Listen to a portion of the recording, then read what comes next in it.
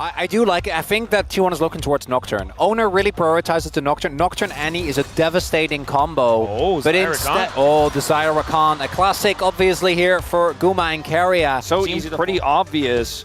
And now I wonder if we just see a Renekton ban here from T1. Hey! Hey, there they are. There they go. Wait, so Zaira Rakan, they're in the game. Wait, you guys have got to get ready. You gotta run over. Rift. It says...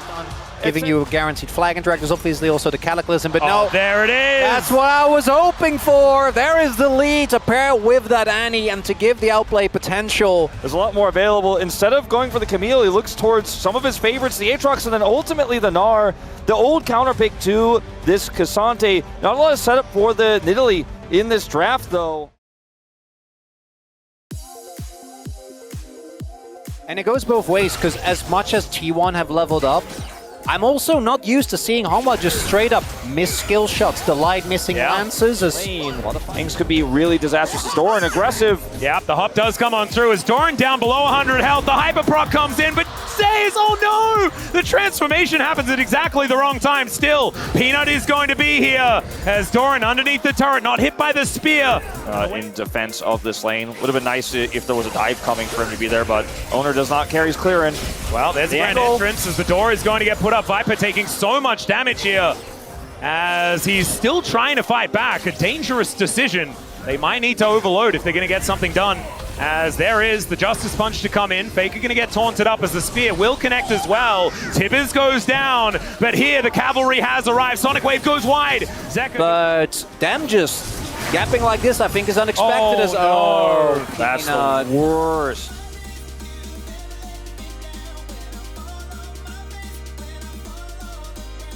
I mean, they're just going to zone him off another wave. Like, otherwise, I mean, good luck defending this dive. Well, there is that quickness that goes in, gets the charm onto Delight, who's kicked away. But here's the heroic entrance. Gumayusi with the Feather Storm, though, and he holds Zeka in place. The Winds of War come down, and the Sonic Wave is going to miss. That would have been a dead Zeka there, a dead Gargoyle underneath the turret, and it might still be. As Keria not quite with the amount of damage, but the feathers get recalled, and here comes Faker. He finds the angle. There's another Pyroblast. It could be a triple for the Annie as Tibbers looks to clean up, and it's in fact the Blind Monk that gets it in the end. 4 for nothing here for T1 in this early game, and Zeus is also taking damage from Doran. You can have some poke, you can play around objectives, but I mean, this is just a bottom 2v2 setup where, again, Guma pushes it in and they have so much agency. Zeus looking for something back here in the bottom lane. He has to. Yeah, let's see has whether to he can find it. TP though. Teleport is going to come in. Doran goes all out and doesn't get CC'd from the Gnar. Zeus looking to try and get himself out of here as there is the wallop. It's Keria that comes in, and there's the Q charged up. Doran wanting a little bit more. The flash does come through as Zeus gets the transformation. The turret's getting aggressive. Zeus still trying to get out of here, but it does not work. And Doran picks up the kill. Replay of the topside play. It's just a disaster across the board. It looks like initially maybe there's a chance to turn it around with Zeka, with Zeka coming in. That's the first Feather recall. Viper's ult goes into Narnia, just like some of the spears you're about to be seeing. And even though the members of Hanwha are here, they're already so far behind. And here comes the Annie. Finds the two-man stun. That spear from Peanut, even if it hits Faker, it doesn't matter, but it just adds insult to injury. And it's just, it's the pressure, you know, that's there in the top side that allows all of this to happen, because if you know, the Galio doesn't come up, they lose that, right? But when the Galio comes up, it means Faker can come up for free. There's no CC on this Nidalee, there's just no saving it, and Doran has backup because once again, unsealed Spellbook Rakan is going to be how Keria helps Doran hard force this kill on Zeus. And at this point, it almost feels personal as Doran is making this road to MSI all about him. Well, T1 are going to continue making it about them as they look for this engage onto Peanut. He tries to get himself out of there, but Delight is in such an awkward position. Zeus is coming on over. The door has been set up as Viper in a decent spot. The culling this time is going to actually hit some T1 players, but the block from Faker is so good. And Zeus will just get wiped out. Oh man, is this T1? Is this the Harlem Globetrotters? They are just dominating. This is disgusting! I mean, about the turret. And that's the only appropriate response! Yeah, Keria just having a little bit of a giggle at this one. I think he kind of knows that their sixth game in a row, basically getting just fully swept. Oh dear, that door went the wrong direction there as Delight does absorb a few of these auto attacks. Stand beside. down and dirty to get anything done, and the items just aren't there. Who sets up the Galio ult? You know, how do you find your way in? Is Like that. Yeah, here's the flash forward. That's what Delight is looking for as they do get the Feather Storm out from Gumayusi. That's exactly what HLE want. Now there's a clock. All you do is just ult that there and you're fine. As even this is desperation. Yeah, I mean, this is Zeka being able to push Faker away. He's, of course, got the Molten Shield and now has a bear. Going to make this one a little bit unfair towards the bottom side of the map as the Winds of War come down.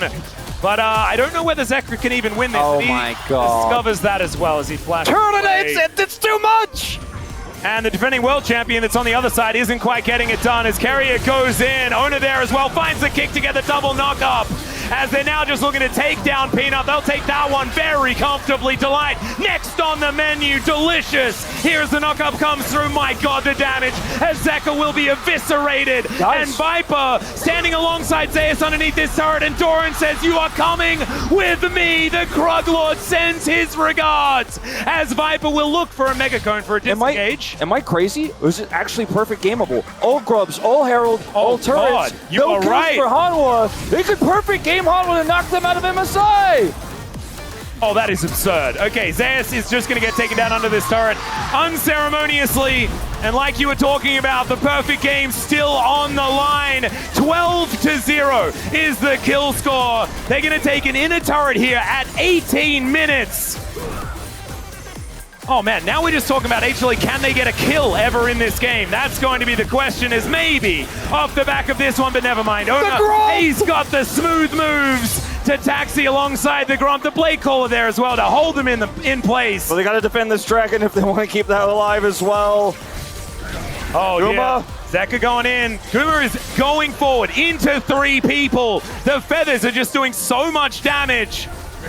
As all right, Keria going to join him. There is the knock-up attempt onto Zeka, who doesn't get the taunt. Onto Gumayusi, he's got the shield, the flash, but the Feather Storm is there in answer, and Zeus cannot do anything as he gets that backline. It's the Pyroblast from Faker that locks him down, and they might be able to get one. Keria is going to fall. There goes the perfect game, but it doesn't mean anything because they are stamping their ticket to MSI in this play right here. How can you even say composed on the stage here as Hanwha, considering all the circumstances around this almost qualification for them? As bye-bye. Is just going to run towards Faker. The all-out from Doran just says, nope, no Mega Cone for you, sir. As in goes Keria, finds them all in that back line as the Galio comes down, but he just gets booted out of the rift entirely. Zeus now just trying his very best to hop his way out. Don't mind me, everyone. The minion as died! the Sonic Wave goes wide. But I still think he's just being escorted to the death chamber, ladies and gentlemen. Doran tanking up this turret momentarily. The grand entrance holds him in place. And now the base is going to get broken. Gumayusi going to test his mettle against the Otacon. And yeah, T1 are able to do whatever they want, whenever they want, until they decide that it's time to pick up that ticket. He doesn't win this. I don't think he does. I mean, I'm pretty invested in this one right now. As he might be out, I don't know what he can cleanse. Yeah, he's look at the plays, look at the moves. Gumayusi! That was soloing an Otacon, everyone. That's what that was. It was, he did manage to get that one done. Yeah, that was the first moment of uncertainty. Yeah, as we get the replay, of course. We need some preview here. As, yeah, you saw that Owner was coming on over against a different camp, but still. A clearly stronger one. It's some revenge. It's Delight. Oh, God, the Braum just taking so much damage here as Doran throws Zeka into the wall. He's not quite as tanky as he really wants to be right now. Still cannot tank. We are still up there with Gen G. We are a top 2 team in the LCK, and they're going to earn it here. Yeah, and all right, HLE are at least on the map for the moment. Are they? They are absolutely reeling. In goes Zeka looking to try and get one against Faker here as Keria says absolutely not. He finds a whole lot of charms here in this mid lane. The heroic entrance is going to get a knock up onto the Rakan. Yeah, they'll be able to kill him again, but do they have any chance in the rest of this fight? And the answer is maybe they can get Faker, but otherwise it is all T1 as Gumayusi will be able to take down his former teammate. Peanut trying to get himself out of here as Owner going to join him as they blast cone their way out. Another Sonic Wave is going to go wide as the Blade Caller coming on through. Peanut trying to do what he can, but Owner just needs one more auto, one more something as the cat will survive. He gets out, but I don't know if he feels happy right now about it, Atlas. And Yeah, we can do the yakety sax, I think, a little bit here. I'm pretty confident he doesn't. I'm willing to take that bet. Zeka, they know, right? Like, they probably knew after the topside play. The emotes are flying, but Hanwha Life. Yeah, that's sad B. Oh, no, not the sad B. As the teleport is going to look to put the end to this funny business. As Delight came in, so that's going to try and help out here, as he does have a taunt. He manages to buff the Justice Punch quite nicely here, but he's still on a sliver of health. As Zeus, decent Nabot position right now, but there is the insect from Ona. He's going to be able to take down Vipers. Now Peanut once again finding himself in a precarious spot, but not as precarious as what Zeus is dealing with right here. It's a cute little Gnar, and he might be able to keep himself alive for a little bit longer, but T1 are still just messing with them. As finally the Sonic Wave is going to connect, and Ona collects another kill. Delight puts up the door. He's got a flash, but he doesn't have a chance to use it. And now T1, with so many members of HLE out of this game right now, they're going to look to take down an inhibitor and get this first Nexus turret taken down as well. 26-3, 8 turrets to 0, no objectives for Hanwha in this final game. And I had a line prepared about denying golden roads and things like that. I just don't think it's relevant. T1 were just so damn good today. It didn't even look like Hanwha Life Esports turned up. They'll take down the Nexus, and T1 will stamp a deserved spot at MSI. And they will once again be our representatives. Faker grabs the ticket amongst roaring fans. And they're our second seed here for the LCK. And once again, it is Gen G and T1 heading to MSI. We might be able to get that rematch once more. It's the only one that we were denied. And it feels like ever since Gen G got that reverse sweep, Hanwha Life just wasn't able to come back. And what is most poignant to me is Owner having a stellar performance. That isn't a surprise. No. Keria and Guma gapping, the way they did was insane. But you can see that if you're told in advance. But come on, man, Doran. I mean, we've seen it before. This is not a surprise. But it's been a year. This is domestic roadshow Doran. I mean, and he is the worst enemy of Zeus and always has been. And of himself. Please, Doran, just keep this level up. We literally mentioned this during the top lane walkouts, that sometimes Doran gets the better of him, but I still didn't think it was going to happen today. This was very clearly just the Hanwha Life that was rattled. And my God, the T1 made good use of it. They really did. This third game was, that one is going to be very fun for any T1 fan, any Hanwha fan. Gotta go outside, we gotta take a break, try and forget this one as soon as possible. Yeah, and one of the biggest things for Hanwha Life Esports as well is the fact that they're known as the team that can clutch it out. That's why I think so many of us had so much confidence in this squad, is because none of those, oh, but they have the momentum now, oh, they have this, they have that. They're a known quantity. HLE, they get it done, and we know that when they're asked that they have to win, they can. And they just couldn't today. It just got to be so shocking for the Hanwha fans, you know? That's why I was asking earlier for a crowd shot, because I felt like this was not an outcome that was possible today. Yeah. Not one you could ever even worry about is getting 3-0 stomped by T1. And I'm sure Keria's giggles will keep resonating in the nightmares of Hanwha fans, because if that man is giggling, life is not good. As there it is, some relief, I guess, on T1, but mainly just happy to be going to MSI after that one.